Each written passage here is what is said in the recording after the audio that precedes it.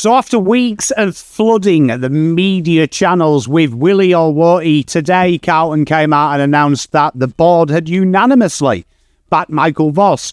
Here on this show, we've had some strong opinions about Michael Voss throughout his tenure, but we're going to break it all down into what has been said, where to go now, and why this means that the club has really backed stability. They're going to have to double down on it. So stay with me, hit that like and subscribe, and let's get into what next for Graham Wright.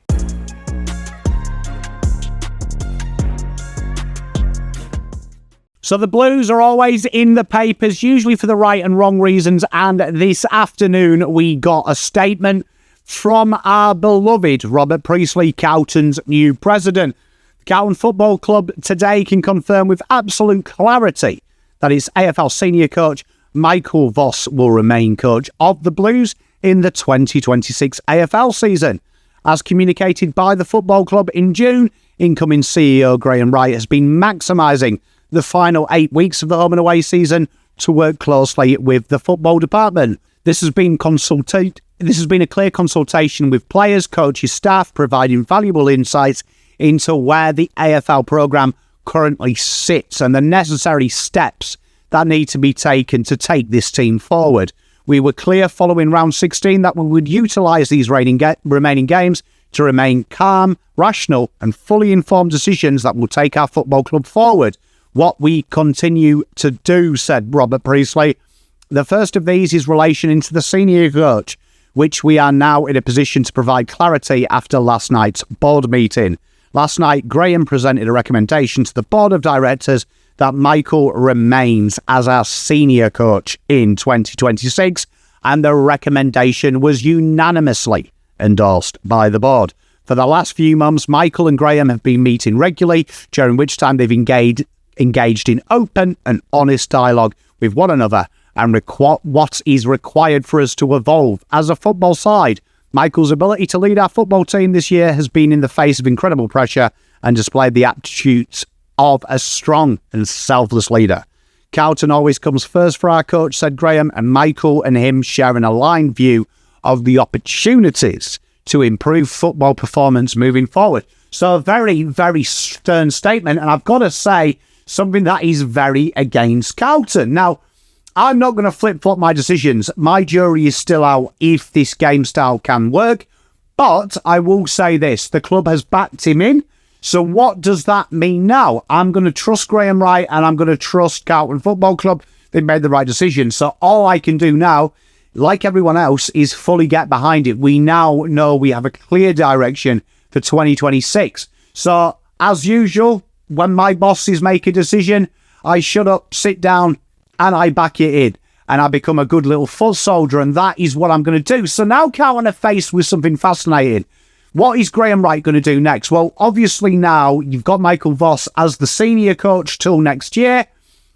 We've got to look at his assistants. So you've got Ash Hannell and Aaron Hamill. You've got Ash Hansen and Aaron Hamill, who are contracted. Now, it is heavily publicised that they've got 6-month payout clauses in there, meaning that with the 8 million soft cap, Michael Voss is rumoured to be taking about $1 million of that. Carlton can half that payment should they get them. But you would suspect that Ash Hansen and Aaron Hamill are probably going to stay for the time being. Now, it is interesting. We've got Tim Clark there, who obviously has been at the club before, Jordan Russell, Luke Power, who is the VFL coach, Brad Ebert, Tom Lonergan, and Torrin Baker, who I've got to make decisions of. Now, we'll go through them one by one. Let's start with Torrin Baker. He is the VFL coach of Carlton, as we know. He also helps our College of Sport. He's the development program manager and has been a development coach since 2021. I would say that if I was Graham Wright, has Carlton's development since 2021 been good? This would definitely be an area that we've got to look at. Now, when you look at the head of development, that is Brad Ebert, and then you've also got Luke Power, who is the VFL senior coach, and also heavily in that.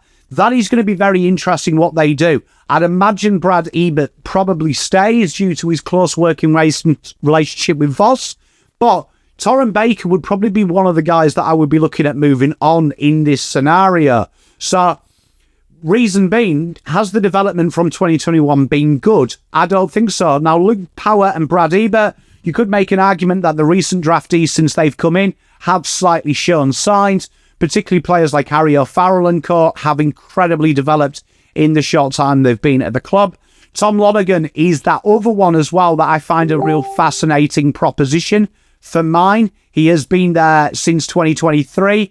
He's had heavy history with that. He's worked with players as well before. He's got a close working relationship with Carlton's list management team and Mick Agresta.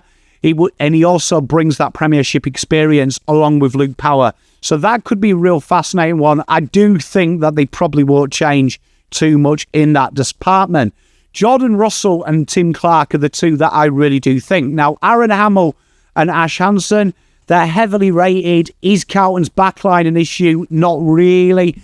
I do feel, though, that our midfield and forward line becomes incredibly condensed and incredibly not very mobile, even though they maybe have the personnel to do.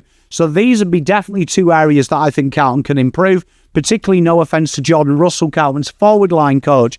Now, I will accept that he hasn't had a full tablet with Curnow and Mackay, but the way that our small forwards have been fit for the entire year and their positioning, and also with Michael Clark being there before in the dark ages when Carlton's midfield was poor, I know he's got a close working relationship with the legend that is Patrick Cripps, but I feel like these are two that you could maybe move on.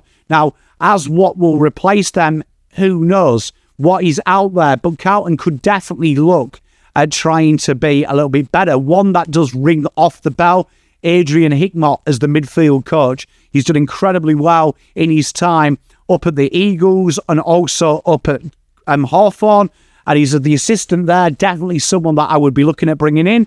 He's also got that blue bagger loyalty, and also being these players, these are areas that Graham Wright has contacts with, Hawthorn and Collingwood, obviously, definitely highly rated, and the way that Hawthorn move their ball with a very rambustious midfield and similar talent makeup at times to Carlton, definitely a shift from when it was Sam Mitchell to Alistair Clarkson, to and from, definitely something that they could look at there. As for forward coaches, that could be a really fascinating one. And where would we maybe go from there for a different forward coach? Now, that's always a hard one, but definitely someone that I think would be quite high up on that kind of strategy there. Would Carlton maybe look at trying to snare someone like Scott Selwood in? Scott Selwood is currently the forward coach at Collingwood. He's done remarkably well with the midfield, with the rare makeup of forwards they've got there, particularly not being of the ilk in the key positions that Carlton have, but play a similar way. He likes Membry to work up the line, Majocek to work up the line, one of them stay at home. Carlton have got some great tall forwards, particularly the development of players like Ashton Moyer, as well as that third option. Definitely an option there that also brings in some established motives there. And it is said that they were heavily got on incredibly well. That could be a very intriguing one as well. That obviously Selwood has time as well with Hickmott as well when he was at the Eagles. Could be a real little good compadre there. And also some points of difference that Collingwood and Hawthorn have very robust coaching things. So there could be definitely be two that come in there. And definitely Carlton could look at bringing in that. Now, could Carlton with that look at trying to maybe give Luke Power the handover and save some money on the Torrin Baker? We know Lonergan's doing that. We also know that Hickmott loves working development as well, having that dual role. And then that would allow Carlton maybe to bring in someone specialist.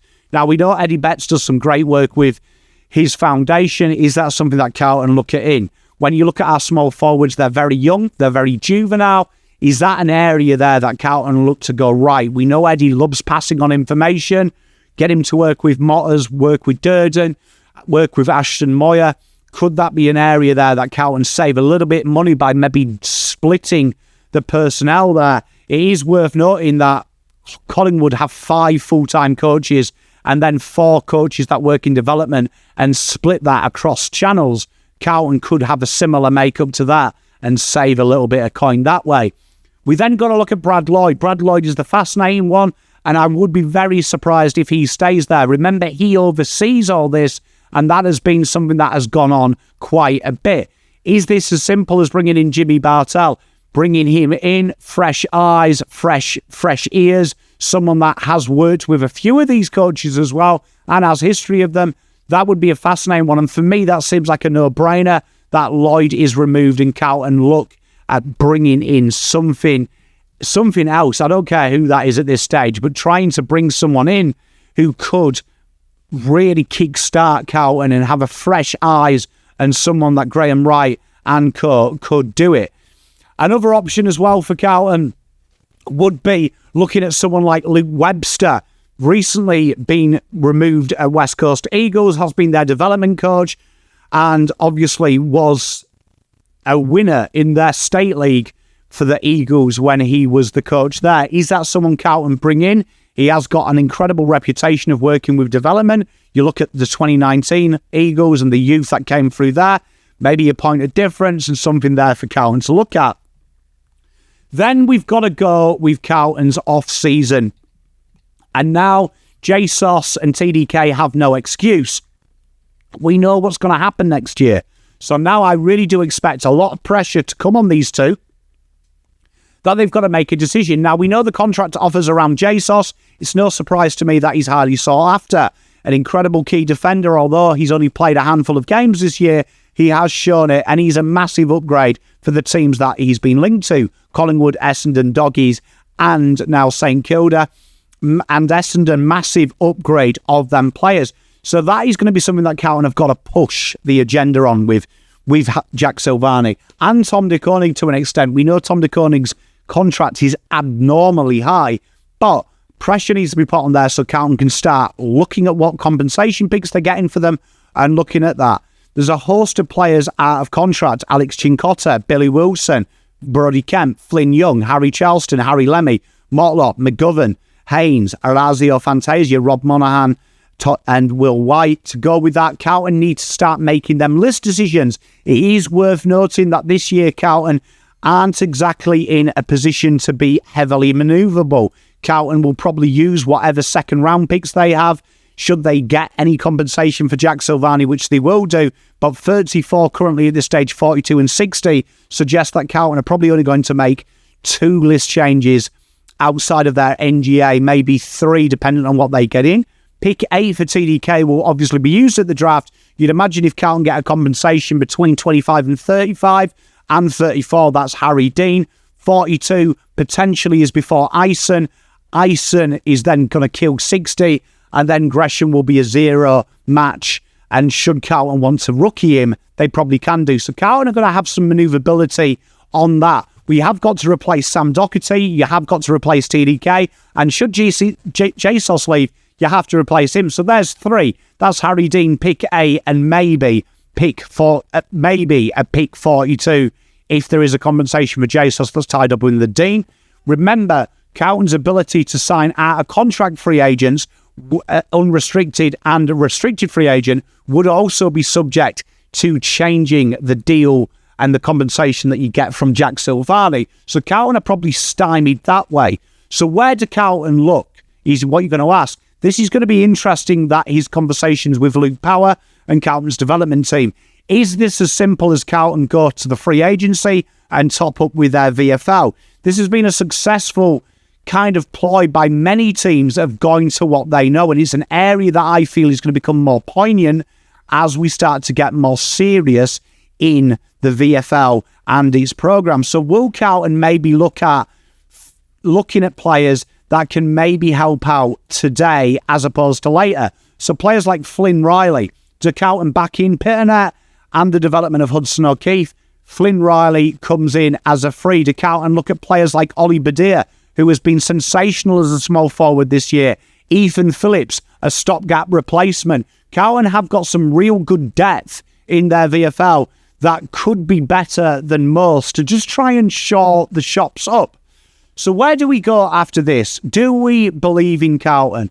This is going to be a fascinating one. The media are already starting that narrative where they're like, Carlton are going to bring in assistant coaches and his job's on the line. I really hope, honestly, sincerely, I know that I've been against this structure. I'm not a big fan, and I haven't changed. I still don't fully buy it. However, what would put my mind at rest is Carlton bringing some new assistants, and they double down on stability. They wanted stability first. Whether I agree with that or not is irrelevant. What I want to see now is Carlton double down.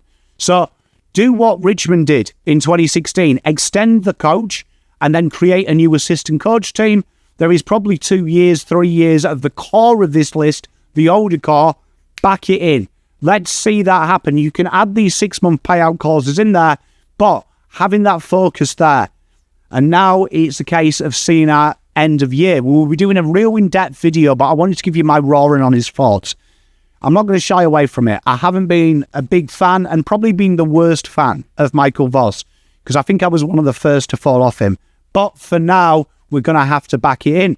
And I'm willing to do that if you guys are as well. We've got to back it in.